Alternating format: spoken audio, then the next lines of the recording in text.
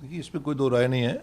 जिस तरह से मोदी जी ने स्ट्रक्चरल रिफॉर्म्स लाए हैं, इंफ्रास्ट्रक्चर पे, ग्रोथ्स पे, देश को 11वें नंबर से चौथी बड़ी ताकत बनाना, विकसित भारत की टारगेट फिक्स करना, बजट को एक विज़न मिशन बनाना, समझना, और अपने पूरे 140 करोड़ लोगों को एसेट समझना, और जिस तरह से वो चीफ मिनिस्टर और प्राइम मिनिस्टर मिला के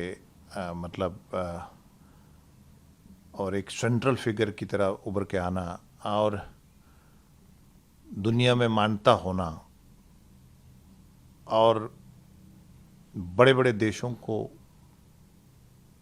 अपने साथ बिजनेस और निवेश करने के लिए मदऊ करना, और अपना निवेश अपने फार्मर्स के लिए, किसानों के लिए, अपने स्टार्टअप स्टैंड अप के लिए दुनिया की बड़ी बड़ी मार्केट को खिलवाना, ये मोदी जी ही कर सकता है। सर, कुल मिलाकर जिनमें रशियन क्रूड ऑयल का टैंकर है और साथ ही में एलपीजी को लेकर भी उसमें है, ये मोदी जी का और फॉरेन मिनिस्ट्री का फॉरेन पॉलिसी है, डिप्लोमेसी है, और इसी को भारत का सिक्का बोलते हैं। मोदी जी है तो मुमकिन है। बहुत ज़्यादा डिस्प्यूट हो रहे हैं क्योंकि लोग अब और जाने में उनको दिक्कत हो रही है, आने जाने में। ऑब्वियसली इस लेवल का जंग पहले नहीं हुआ है इंफ्रास्ट्रक्चर को, और जिस तरह यूएस, ईरान और इसराइल का ये कन्फ्लिक्ट है, उधर रशिया और उसका पहले ही चल रहा है, यूक्रेन का, बीच में पाकिस्तान अफ़गानिस्तान का भी रहता है, तो इतना कन्फ्लिक्ट पहले हुआ नहीं है। लेकिन मोदी जी है तो मुमकिन है, जैसे देश को बाहर निकाला कोविड से और इन सारी चीज़ों से, और जिस तरह से डाइवर्सिफिकेशंस का मोदी जी ने एक शुरुआत की है, जिसकी कांग्रेस ने हमेशा मुखालफत करी है।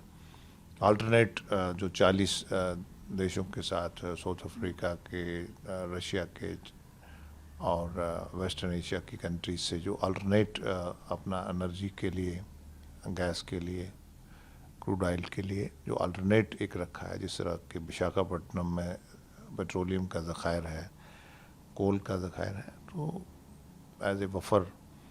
तो मेरा कहने का मतलब नटशल ये है कि देश का मोदी जी जो कर रहे हैं बेस्ट कर रहे हैं। सर, जिस तरीके से डॉलर की छू दिया है, इसको लेकर संजय राउत ने पीएम से सवाल किया है। उनका कहना है कि अब की बार क्या मोदी जी इसको भी 100 के पार लगाएंगे। मोदी जी कहाँ पर है? क्या से वो पश्चिम बंगाल की राजनीति में व्यस्त हैं, विदेश नीति को भी देखते हैं? उनके नुक्ते निकालते हैं, लोगों ने ठुकरा दिया हुआ है, अपने आप को सियासी तौर पर जिंदा रखने के लिए बयान आते रहते हैं। सर, इस का ही बयान है, उन्होंने भी सेम सवाल किया है, कहा है कि आज तक किसी भी पीएम ने ऐसा रिकॉर्ड जो है स्थापित नहीं किया था जिसमें आप रुपए को इतना ज़्यादा जो है वैल्यू में कम कर दें।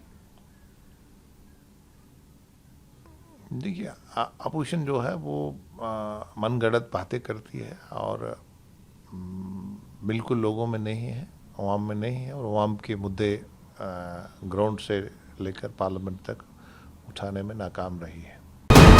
वीके न्यूज, राष्ट्र के नाम।